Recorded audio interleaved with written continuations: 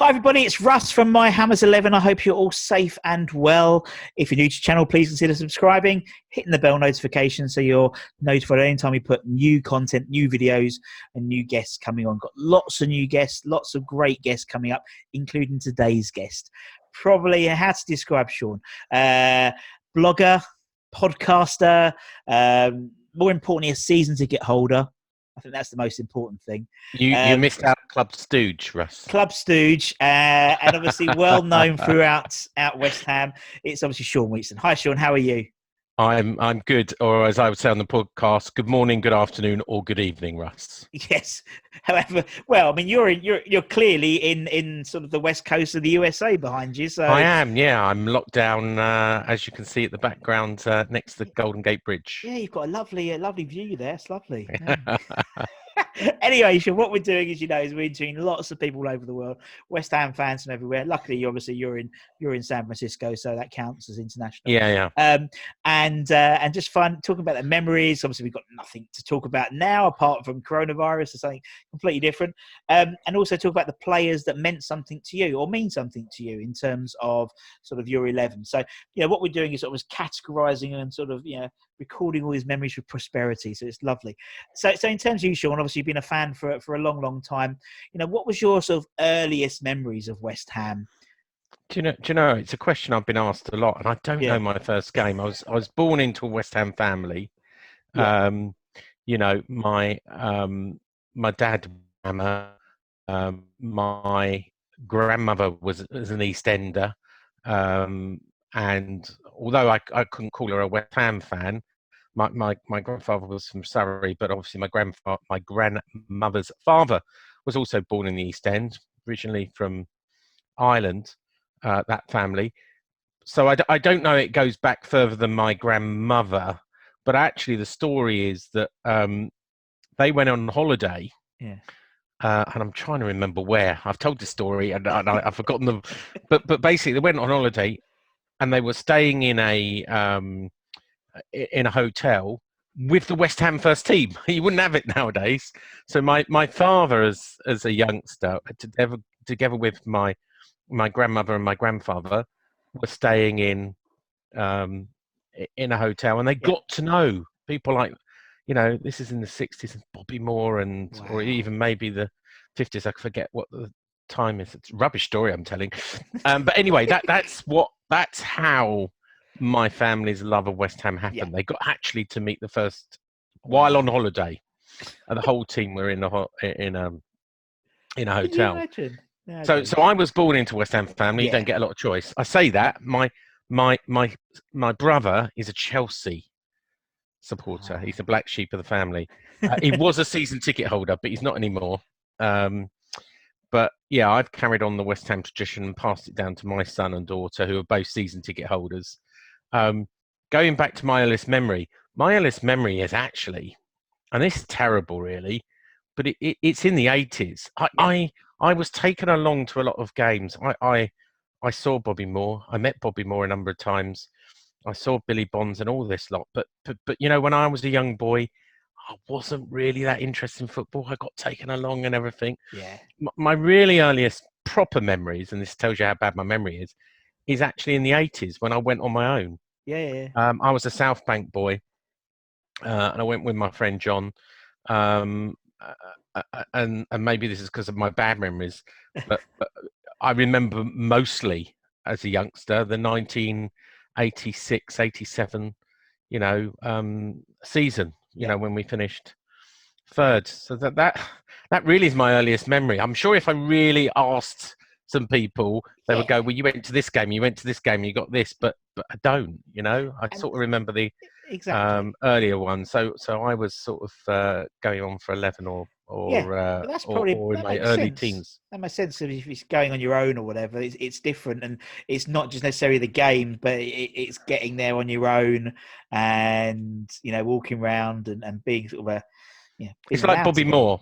I met Bobby Moore. My brother went to the Bobby Moore school. So I live in Surrey, as a lot of people know, not San Francisco. And Bobby Moore, after he retired, used to do a summer soccer school in Tolworth at Decker Sports Grounds, which is now a Goals. And in the summer, he used to run this, and you know, he didn't used to take the training, but he used to be there on the first day and last day. So I'd turn up, my brother, etc., on the last day for presentations.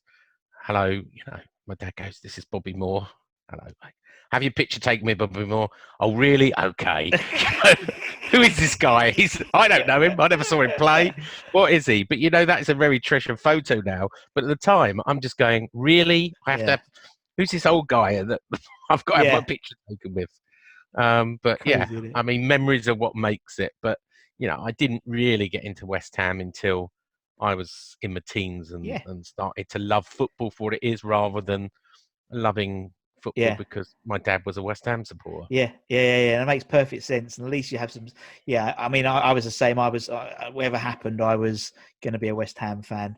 Both sides of my family were West Ham fans.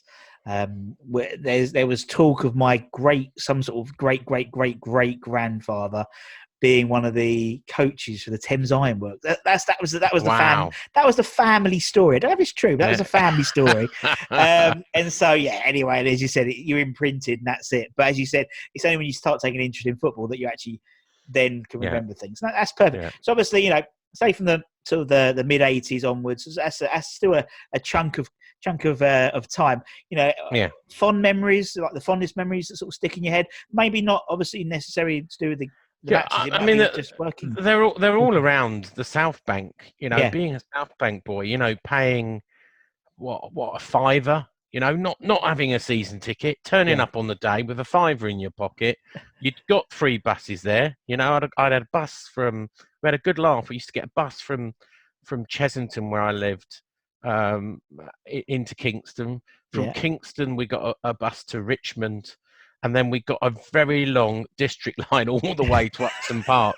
Yeah, I mean, it used to take us like 3 hours to get there, but we had a great laugh. Yeah. And then you'd pay your fiver and queue on the gate. You pay a fiver on the gate, and you could always get in. They'd ram them in. Yeah. You know, my fondest memories are really in the South Bank, singing "Knees Up, Mother Brown," and that rush towards the uprights on the terraces that you think, oh, I hope don't get crushed. You'd always have to go in front of one of these metal barrier protectors, because if you went, you'd have to be in front of it, because if you're behind it, you get crushed when they do "Knees Up, Mother Brown" and it surged forward. That, and once you got your spot, you couldn't move, so you had to be careful. Don't leave a coat on the ground, because yellow waterfalls used to come down. Because I'm afraid, you know, I think you can work it out. Yeah, I think the viewers can have a rough idea of what goes on in that place. Yeah, but they were great days. You know, the terraces the all pushed in together. You didn't get cold. You didn't worry about catering or transport or all these things people moan about. You just having a good time together. And that's what comes through for loads of people when they talk about their memories, is the sort of sense of community. That sort of, you know, I think it might be Matty Lawless or someone like that was saying, when, you know, you walk down the road, Green Street, and you'd smell whatever meat was being cooked outside and stuff like that. And that's what it was all about. But I think that's what people miss at the moment. I know that, you know, obviously Bundesliga is starting again, and you know, there's, you know, I've just been watching it. Really weird with the echo. Yeah. And I mean, it's all German to me. I don't understand what they're shouting. I know. But the echo is weird. Yeah. You know? It's reminiscent of when we do the under-23 games at London Stadium. There's probably 100, 200 people. I've been there. Yeah. But it's going to be the norm, I think, for a little while at least. So the new normal, as they say. Anyway, let's talk about happier times. So as I said, what we're doing is we're finding out about your 11. So the player, 11 players. You know, ideally 4-4-2, but you know, I never know I found out what a left half is. I've never known what a left half is from some people. But obviously, the people that you know important to you. You know, the caveats is you must have been able to alive to have seen them play. And also, it's your 11. Doesn't have to be the best players. Could be just your fans' favourites, people that hold dear to your heart. So, who's going to go in goal for the Sean 11? This is the question. I'm gonna have a little short list, because there's always a bit of a story with me. So I have got to meet a number of players. So I've met Ludo, and I know he's the obvious choice. I met Ludo when I joined the West Ham supporters board before we moved, advisory board as it was called, back in 2011. he was in, and we're at the bowling ground, and we bumped into him, myself and Nigel Khan, at a reception, and met him. A great guy, massive, tall guy, but he's probably one of the best keepers. But I don't know, Fabianski as well. Haven't met Fabianski, but really like him.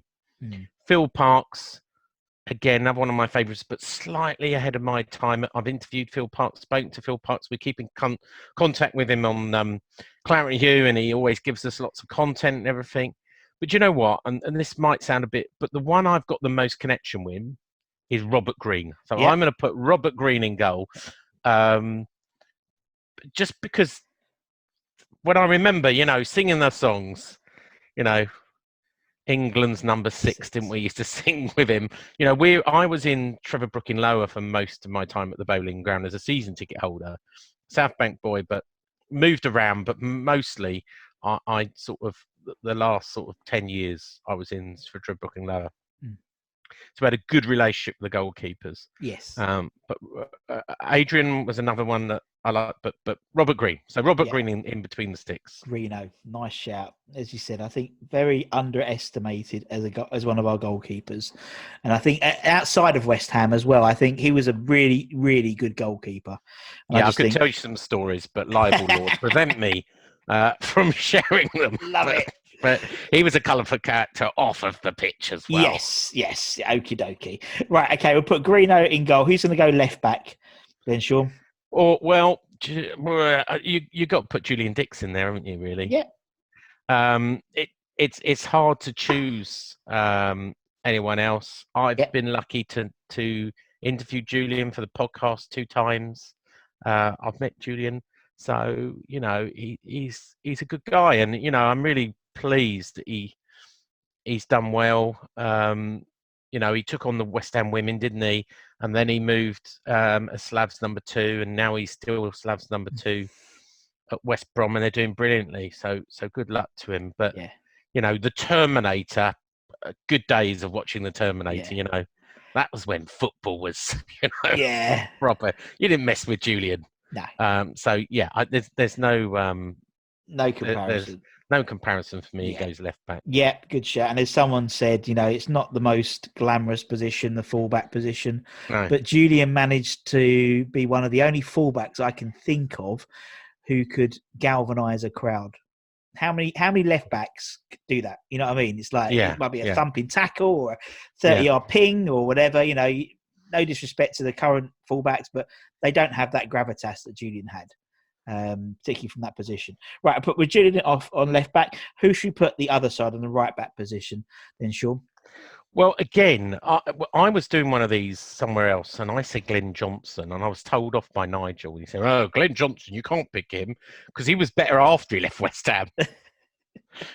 He didn't really do very well when he was at West Ham, and I sort of get it. And again, right back position is one of those areas we really haven't had many good right backs. Yeah. Except Ray Stewart. Yeah. And that's who goes in, really. Yeah. I don't, you know what? I've never interviewed Ray Stewart. I haven't spoken to him. I do have his mobile number somewhere from a friend of a friend.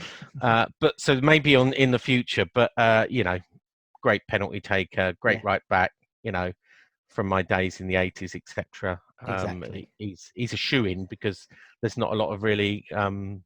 there's not a lot of competition in that right back area. We've always been short of a right back. Yeah, that's true. It's a fair comment, as you said. When we interview him on the pitch at half time, we still don't understand what he's saying. He's got the deepest Scottish accent in the world, but again, seems a lovely guy, and everyone speaks very highly of him. All right, so put Tonka on the other side. Who are we going to have in the centre back positions then, Sean? So we're going to put Rio Ferdinand in the middle. Yep. Little story of Rio. Obviously, academy boy. Yeah. Sold him to Leeds, etc., which I thought was a shame. But we always knew he was in for greater things. Yeah. But he's never left. He's never forgotten West Ham. And a few years ago, I was in the Shard, in the Shangri-La Hotel. Yep. And we just had a lovely meal in there. And I get in to the lift, and who's in the lift with me but Rio Ferdinand? He's all suited up. He's obviously been for a business meeting. So what do you say? I mean, with other people, I go, "You're Rio Ferdinand." And he goes, yeah. I went, I'm West Ham. He said, yeah, so am I. And I really, I guess I was a little bit starstruck with Rio. I didn't really know what else to say to him. I went, can I have my picture taken with you? And he said, yeah, of course. So we got out. It's a long lift from the shop. So I mean, yeah. And he posed for a picture, and this was only about 3 or 4 years ago. Oh, but nice guy. Yeah, nice guy. And obviously what he went on to do, but I still think, even before he left us, he was one of our best centre backs, and in my time, and easily gets into my team. Yep, sounds great. Okay, who's Rio going to partner in the middle? Then sure. No, so this is a tough one because again you could put. I love James Collins and people like that, and even Winston Reid did his bit in his day. Yeah. It's hard to put people like Diop or Bonner in there at the moment. So I'm going to go a bit old school, only because Billy Bonds is one. He's the living legend, isn't he, of the club? And I think you've got to put him in there. I was around when he was obviously manager. I did see him play, because of course he played right up to the late 80s, 41 years old. Mental. I mean, I never saw him in his prime, I'll be honest with that, but I saw him. I've seen him play. I saw him lift 2 FA Cups on the box in my lifetime.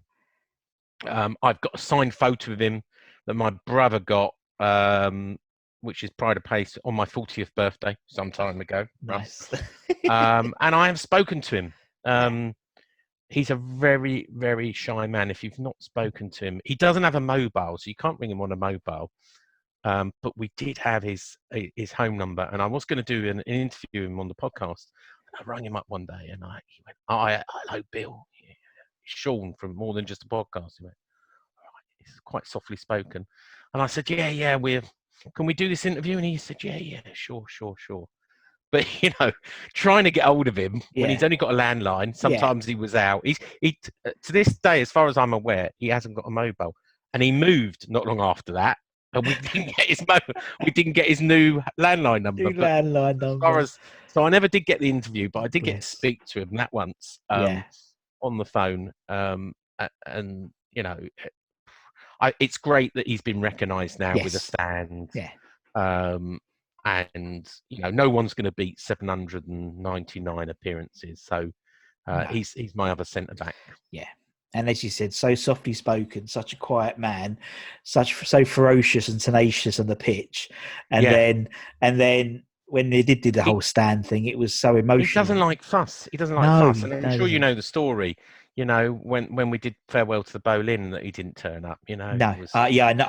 It was more worried. Well, you were involved in that. Yes. He was more worried about his family in the rain and everything than he was about himself. And he really doesn't like loads of fuss. No, he doesn't. He doesn't. Great guy. Lovely guy. Yeah. Okay. Yeah. I remember that. I remember that all too well. That Farewell to Bowling. That was fun. Yeah. Last minute change. We got no Billy. What? We haven't got Billy Bonds. Okay. All right. No. Okay. Right. So I've got a script to that, by the way. Oh, have you got the script of it? I've got the script. I'm donating it to Nigel for his West Ham Museum, but I've got the original script with handwritten things from those days that I liberated from the bowling ground before it was demolished. It was all fun and games. I remember, because obviously we delayed everything, didn't we? Because you couldn't get the coaches in, so the game got delayed, and so the fireworks was going to be at the end, had to be at the beginning because the council wouldn't let them. Oh God, yeah. Fun and anyway, fun days. So okay. That's your back four. It's keeper, nice and solid like that. Who are we going to have on the left side of midfield, left wing? Okay, I was going to go in front of. In my list, I've put it in the 2 defensive midfielders. So let's do that. We'll do that. So I'm going to do the defensive midfielders. So Declan Rice. Yeah. So I'm going to bring it right up today. He's the one I put in. Declan Rice. It's great after so many years of barrenness in the academy to see Declan Rice. I'm not sure he's going to stay for us forever. I know a lot of people who know Declan Rice because I don't know if you know, but he's a Kingston lad. So he's a Surrey lad. So he was born in Kingston upon Thames. He went to a local school. I know a lot of people that know him. And funny enough, I think I told you I was born in Chessington. Yes. And my family is still in Chessington. Well, Declan, when he played for Chelsea, worked at Chessington Garden Centre, which is where he met his girlfriend. So his girlfriend, I don't know if it's his fiance now, comes from Chessington. She's known by a lot of people I know. I know a lot of his Irish cousins. Yeah. It seems he's got so many cousins. Oh yeah, I'm a cousin of Declan. You always meet them. Yeah. But he worked at Chessington Garden Centre, and I'm sure, although obviously I didn't know who he was at the time, I'm sure I used to go in there to both eat at the restaurant and go in there. Yeah. So I'm sure I must have met him because that's where all the casual workers work. So when he was at Chelsea, he was also working locally at Chessington Garden Centre. But I think he's going to be a great England captain in the future. I wish he was going to be a West Ham captain, but I don't think that's going to happen. But I'll be very proud when he goes on to achieve things, and I won't begrudge him his move as long as he moves to a big six and it's not Spurs. Then but I think he's one of the best defensive midfielders I've seen there, and I want to put him in front of the back four. Definitely, and I think his research, his emergence into the team has given Mark a new lease of life, it seems, because like 2 years ago, 3 years ago, they thought Mark Noble's legs were gone. It's like that, so it seemed, and over the last 2 years, he's become, he can do 90 minutes, and I think it's because Declan is doing the donkey work, so to speak. Doing the defensive work, and it's given him a new lease of life. So and he's still a youngster. Long time to come. He is, definitely. Okay, so we'll put Dex in. Who's going to partner him then, Dex? Then Sean? Scott Parker, funny enough. I love Scott Parker. I know a lot of people sort of thought when he went off and left us, but you've got to remember, Scott Parker won Hammer of the Year 3 times. 3 years, yeah. I loved him doing those little circles. I could watch him all day long. His big bum. I just it was a treat to watch Scott Parker, and he was just one of my favourite players, and I didn't think he got the credit he deserved. No. And you know what we're like at West Ham. If someone turns their back on us, we turn the back on them, and I don't think that was ever the case with Scott Parker. So I love watching him play. And I'd love to see him partner Declan Rice as well. Oh yeah, really tasty. That would be them two. As you said, I think didn't he, when he was voted Footballer Writer Player of the Year? Wasn't that the season we went down, or it's like, or something like that. Was there? I don't recall that ever happening before. And stuff. But Scotty P was a solid player, as you said. His little turns. I remember that. He used to stick his bum out when he's do his little turns. But yeah, all right, we like that. Dex and Scott in the middle. Who's next then for the Sean 11? So I think it's a bit predictable. It's Dimitri Payet, the snake. But come on, look.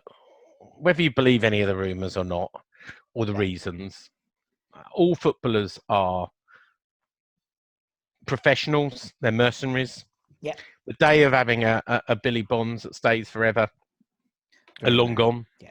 I'm not sure. Well, Billy Bonds came from Charlton, didn't he? He wasn't a one-man club. No, and he stayed there. Even Sir Trevor Brooking went to Cork afterwards, which we always wind him up about.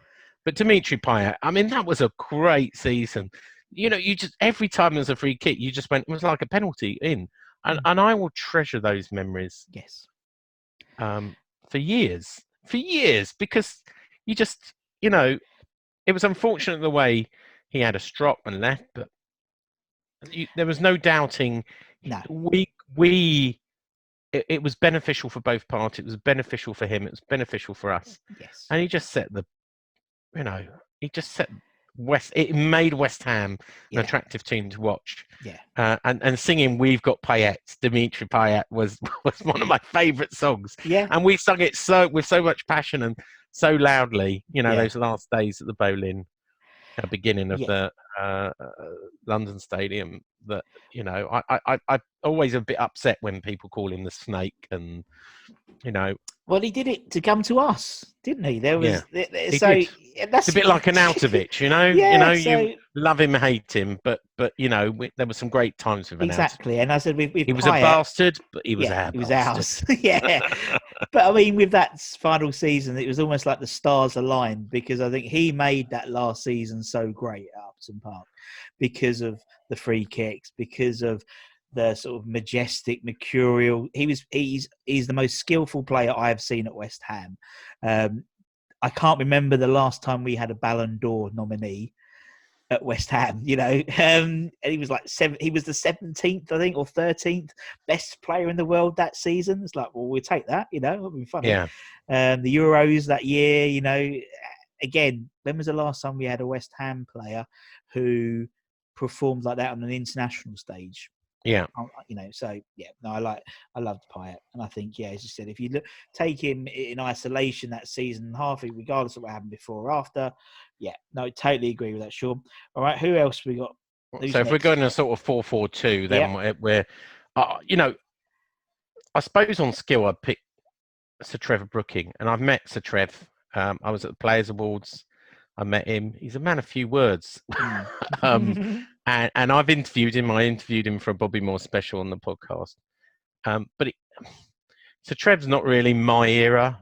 no, yeah, Um, I think Frank Lampard deserves, again, another person that been called Judas and everything else. But I like Frank Lampard, despite, he's seen as a Chelsea man now. I liked what he did before he left us, and he would get in my team. He's West Ham through and through, and he comes from West Ham family. Obviously, Frank Lampard Senior. yeah, His mother was a big West Ham fan. In fact, I've got a little story because everything's got a story. yeah, I love it. My mother-in-law, or should I say my ex-mother-in-law, knew Frank Lampard Senior's wife. I forget her name. I know she's passed on now. Sure. And so my ex-wife's mum, who was an East Ender, lived in West Ham, remembers the day when Frank Lampard Jr. was born and went to the hospital to see. Brilliant. So I sort of married into a West Ham Yeah, family. yeah. But yeah, she said, yeah, I went there and we saw, the when Frank Lampard Jr. was born, and they were all excited that, I know he got a lot of grief about, old Harry was putting him on and everything, but I think it hurt him a lot. And a friend of mine bumped into him at a hospital. She was undergoing chemotherapy, and Frank was there for whatever reason. She bumped into him, and he said to her, "Look, don't tell anyone, but I still look out for West Ham results." He said, "I'm a boy of West Ham fan. I spent most of my career at Chelsea. I'm seen as Chelsea, and of course I want to see Chelsea do well, but you can't take that part of my life away. No, I always have a look out for the results. I always, because it's how I was brought up. It's my family. So this thing that he hates West Ham fans and he hates West Ham is not true. There's a little soft spot in Frank Lampard. Yeah. That still is West Ham. You cut him, he's still claret and blue. I'd like to believe that anyway, and that's what I've been told. Never met the guy myself, but that's what I'm told from people who meet him. Gotcha. All right, so put Lamps in, yeah? Lamps is going to go in? Yeah. Okie dokie. I like that. In their prime, that is a very skillful midfield four. You got Lamps, Dex to hold it, Scotty P to hold it, and Payet to offer a bit of flair. Right, who are we going to have up front then for the Sean 11 then? So obviously, let's start with the easy one, Paolo Di Canio. Yeah. How could he not? That was amazing. It was a bit like the Payet. When we took on Paolo Di Canio, you think, so we've taken on this basket case who pushed over a ref and got banned. He's obviously very passionate, but what were we letting ourselves in for? They were great years. You can't leave him up front. That Premier League goal of, I was there for that Premier League goal when he scored against Wimbledon. Yeah. and he gave us so much magic. Yes. Despite being completely balmy, sitting down, crossing his Yeah. legs, Yep. asking to be subbed. You just loved him, didn't you? Yeah, you did. Despite all the fascism stuff that surrounds him, it's hard not to love him. No. And the thing that really impresses me, he still loves West Ham. He's got his Yes. big West Ham tattoos. He played at lots of clubs, but you can see West Ham is his club. Yeah, he got it. He got it. He got West Ham, didn't he? And he even sent a message to West Ham fans recently in lockdown. So no doubt about it. Yeah, and with that message, he was in a 1950s West Ham kit, wasn't he? Yeah, he was. Yeah. So it wasn't like one of his match-worn shirts. Well, he's gone out, or his agent's gone and bought that for him. You know what I mean? So I don't know if you went, but I went to the Tony Carr testimonial. Yeah. And of course, he played on both sides. He couldn't stop the guy. He played for Tony Carr's 11, and then he played for the West Ham in each side and scored for both of them.